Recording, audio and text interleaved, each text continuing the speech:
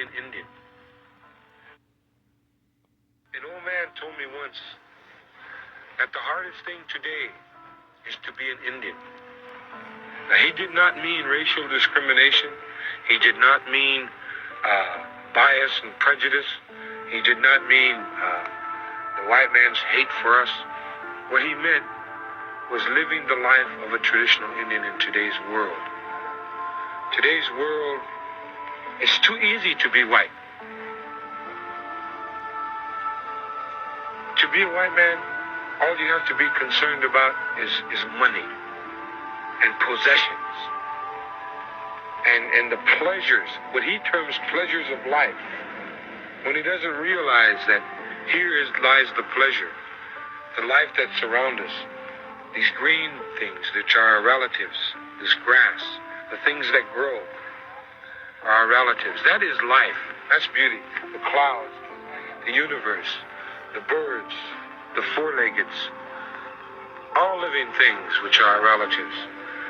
But the white man sees that he has to manipulate and exploit all these things so that he can have pleasure, self-pleasure. It's complete selfishness. And so this is what that old man meant when the hardest thing today is to be an Indian. To get up with the morning star and pray at the time that the great mystery gave the two-legged the time to pray. You see, with the morning star, everything is quiet. All life has rested so that the two-legged can communicate with the great mystery. The birds are quiet. All life is asleep. Our Mother Earth is asleep. And so at this time in the morning is the time when we pray, as we have recognized that it is set aside for us at that point in time. The hardest thing to be an Indian is to go into the sweat lodge daily, to live the life of our ancestors. That's what he meant. Because it's so easy to be white. It's so easy to go out and get a job and become concerned only with money. And then you start building fences around your house. And you start building fences around your cities. You start building fences around your states. You start building fences around your country. And all this time you're building only a fence around yourself.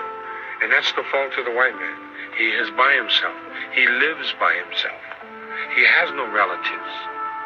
He even goes so far as to leave the land of his ancestors, to leave the burial places of his forefathers. He has no respect, so he is isolated. The difference between the urban Indian and the reservation Indian is that the temptation to be selfish, the totality of that temptation is too much to fight against.